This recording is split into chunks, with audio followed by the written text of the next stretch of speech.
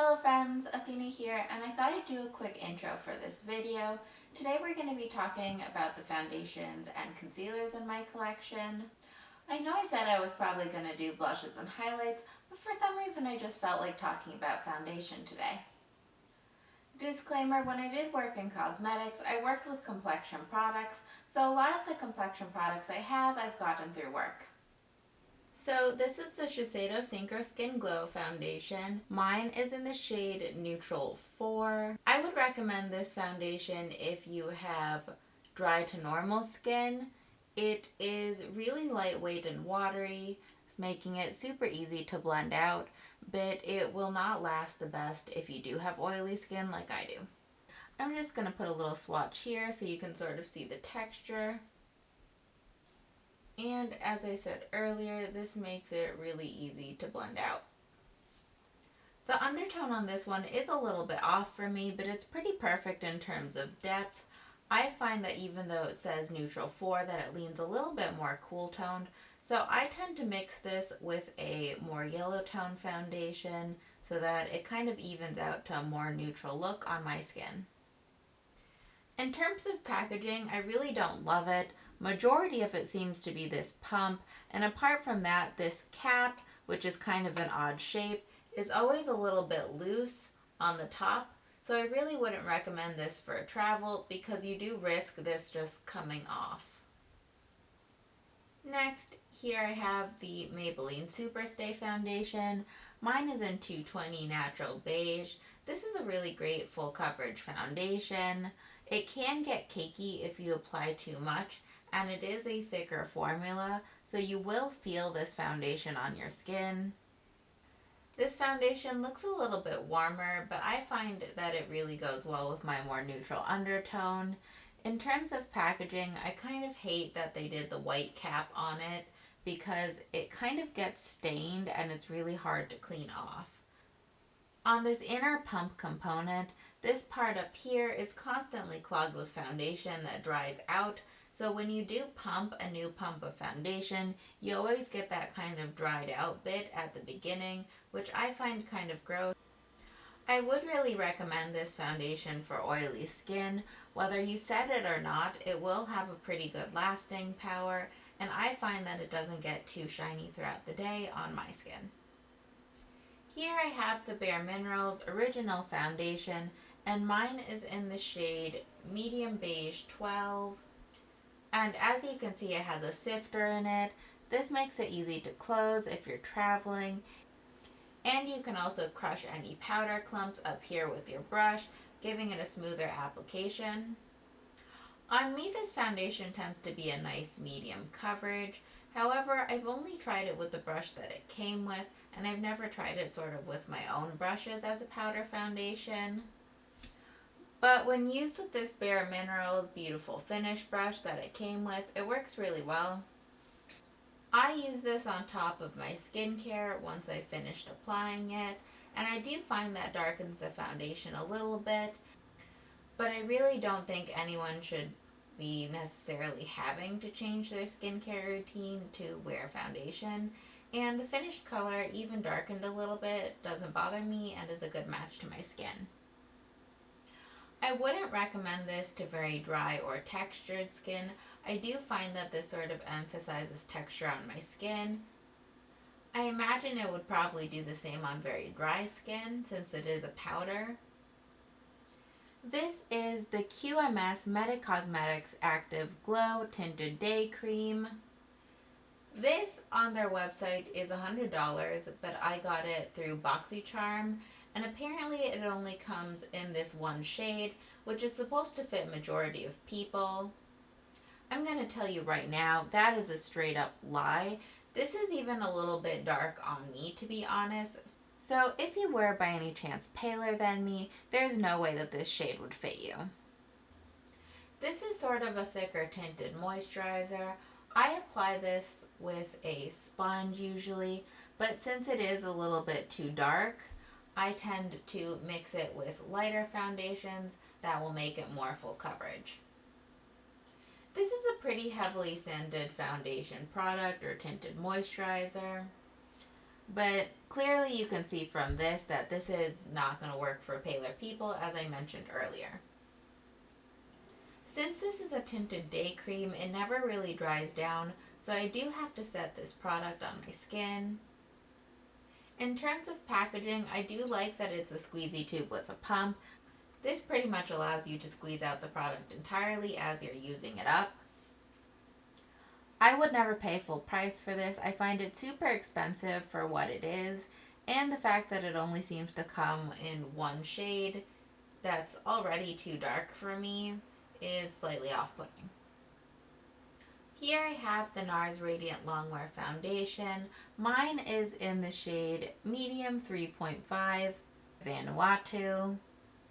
I would consider it a medium coverage. I find that it does look very natural on the skin and doesn't really emphasize texture.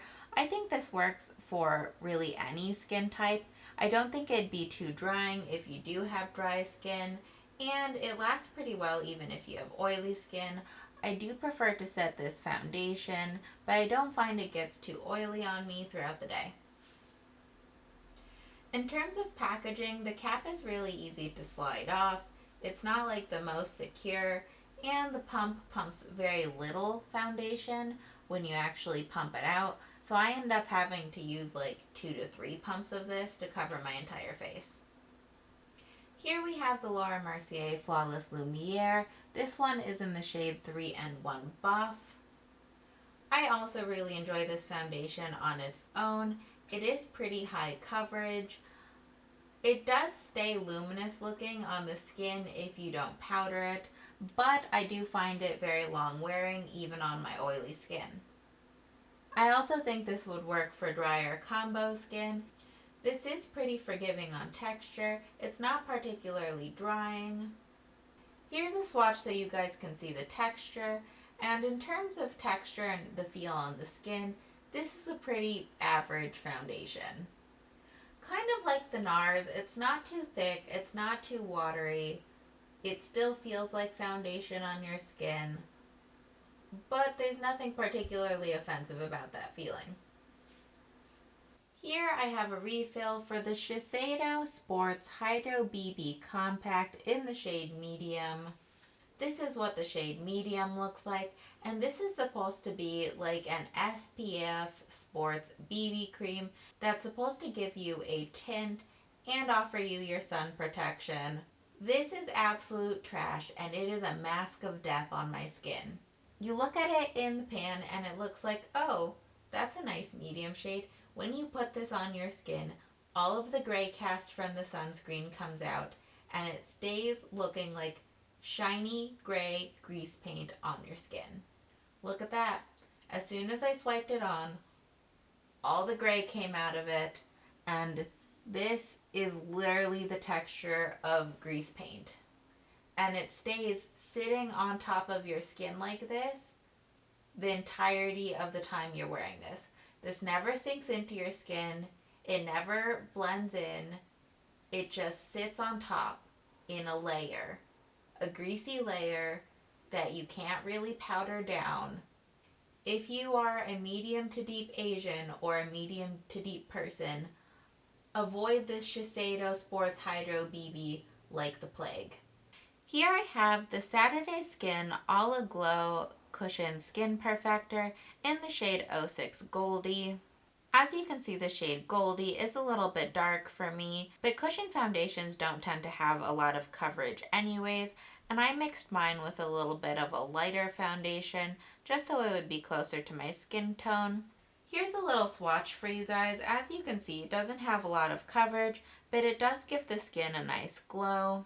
Cushion foundations tend to be really thin and lightweight on the skin, and this one was too. I do recommend that if you're going to try to get the most coverage out of your cushion foundation, that you apply it with the puff it comes with. The puff is kind of essential to getting coverage out of a cushion foundation. Here I have the Laura Mercier Tinted Moisturizer. I'm pretty sure mine is in the shade 2W1 Natural. A lot of people really love this product, but to be honest, it isn't my favorite. When you blend it out, I find that the pigmentation that it does have moves kind of unevenly, And after a while, I do find that that pigmentation sets and just kind of refuses to move or redistribute itself back to looking nice. I also find that apart from offering very low coverage, this looks absolutely terrible across my nose. And even though I've tried applying this with a brush, my hands, and a sponge, nothing I do makes it look good on my nose. I do have to powder it if I want it to last. Here I have the Becca Ultimate Coverage Foundation. Mine is in the shade Buttercup. This is 1,000,000% too light and yellow for me. I got it in a BoxyCharm, and you know, picking shades online kind of sucks. This foundation is full coverage, but it's kind of also the epitome of thick and chunky. I don't really find that it mattifies on my skin completely once I blend it out.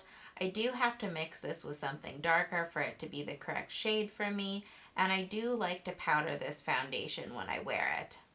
It's thick and full coverage. You do feel this kind of sitting on your face when you wear it, but I use it as a mixer with other foundations that I want to up the coverage on. Overall, I wouldn't say I recommend this foundation. I can't imagine anyone really liking it for what it is on its own.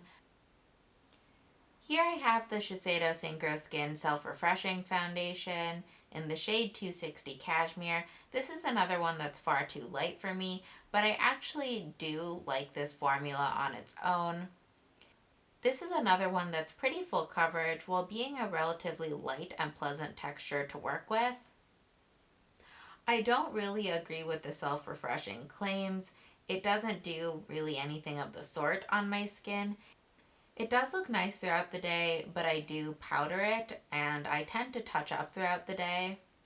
In terms of packaging, I do like that the top has a locking mechanism, so when you twist it to the front, it no longer pumps foundation out, and when you twist it to the side, that's when it allows you to pump foundation. Here I have the Kevyn Aucoin Foundation Balm. Mine is in the shade Medium FB 7.5. This is pretty much a cream or cake foundation. I actually really enjoy this one. It isn't a full coverage. I would consider it a medium. It does come with a high price tag, but it comes with its own application brush. It's sort of a dense short brush, which really works for this type of texture since it is a stiffer cream. Here's a swatch right here of it. This shade actually works pretty well for my skin on its own, and I do tend to wear it on its own. I like pairing this with other cream concealers for under my eyes instead of using liquid concealers with this. This foundation is pretty matte on my skin. I don't have to powder it throughout the day if I don't want to, and it doesn't get too oily on me. However, I usually do powder at least my T-zone, just to make sure that it wears the best that it possibly can. This is the Laura Mercier Flawless Fusion in the shade 3N1 Buff. This goes along with my Flawless Lumiere shade 3N1 Buff. However, I do find that they're kind of completely different shades. I find that the Flawless Fusion 3N1 Buff is a little bit more neutral than the Lumiere, which leans a little bit warmer. This is a really full coverage foundation. I definitely don't recommend it for drier skin types because it does dry down pretty strongly. So I tend to mix this with foundations when I want a longer wear time or a fuller coverage to them. Here I have the NARS Sheer Glow in Medium 4 Barcelona. This is actually a pretty good shade for me too. The undertone is a little bit off. It's a little bit yellower than I would like, so I tend to mix this with foundations that are a little bit more neutral to cool. This doesn't originally come with a pump. As you can see, I've jankily attached a Laura Mercier pump to it because I just prefer foundations with a pump. I think for the price that you pay for some of these NARS foundations, it really needs to have a pump instead of just kind of a pour out glass. I would consider this a light to medium coverage foundation. It's also pretty lightweight on the skin. It's not as watery as the Shiseido Synchro Skin Glow, but it's still pretty lightweight. It does give the skin a nice glow, so I like to powder throughout my T-zone, but this is one where I wouldn't necessarily say you have to powder your skin unless you have extremely oily skin and you don't like a glow through the T-zone. This foundation is really forgiving on textured skin, and I would say you can get a good 8-hour wear out of it, even without powdering. Here I have a sample of the Airbrush Flawless Foundation by Charlotte Tilbury, and my sample is in 5.5 neutral. This deluxe size sample actually lasted quite a few wears, and I would say that I have a decent understanding of how this foundation wears on me. 5.5 neutral was a little light on me, but this foundation has an absolutely beautiful finish on the skin. However, the wear time is terrible. I would say that this gets oily on me at about 4 hours. But that being said, it is pretty high coverage while maintaining a lightweight feel on the skin. I would recommend this if you have dry to normal skin. If you have oily skin, while it does look beautiful, you will need to powder it and touch up your foundation throughout the day. I particularly loved this as a mixer. I would use it to lighten darker foundations and as a thinner to make thicker foundations a little bit easier to work with. I thought since we're here I'd also mention the few concealers I have with you guys. These are the NARS Soft Matte Complete Concealers. I have medium 1 custard and medium 2 ginger. Here is custard and here's ginger. I'll do swatches so that you can see the difference between the two. Here in the swatches, this one is custard and then this darker one is ginger. Ginger is actually like a perfect skin tone match or like a foundation shade for me. And custard is what I like to use to highlight areas or to go under my eyes. This Soft Matte Complete Concealer formula is actually really pretty on the skin. I don't find that it settles into fine lines and wrinkles. And it is truly matte when it goes on. So I don't actually even have to set this with powder underneath my eyes, and it stays put all day. I would say using this as foundation, you get a really nice medium to full coverage.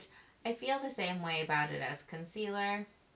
Using a brush gives you an almost airbrushed look that I find really flattering on the skin.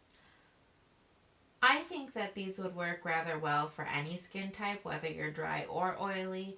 However, I think it really depends on whether you're after that matte look or not. Here I have the Dose of Colors Meet Your Hue Concealer. Mine is in the shade 12 Light Medium.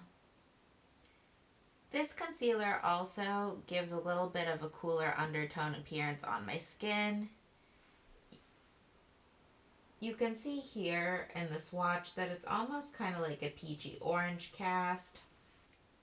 However, I don't mind using this under foundation as sort of a blemish concealer. This formula doesn't dry particularly fast, so you do have some working time if you prefer to dot on your concealer and then blend it out later. I would consider this a high-medium coverage. I don't feel like it covers discoloration from blemishes completely sometimes. I would say that it dries relatively matte, but given that it's a liquid concealer, I would recommend setting it so that it doesn't seep into fine lines. Here I have the Benefit Boing Cakeless Concealer in the shade number 5, and this is a mini that I bought off of Beautylish, I believe. This concealer has a faster dry time, so you're going to want to apply it where you want and blend it out right away. It is a thinner consistency than the Dose of Colors, which I really enjoy. And I find that number 5 is a nice highlighting shade for underneath my eyes. I actually like this concealer so much that I removed the stopper so that I could get at the rest of the product. This is another one that even though it dries matte, I would recommend setting it with a powder. Thank you so much for watching this video. If you want to see more content like this, please feel free to like, subscribe, and comment down below what you want to see next.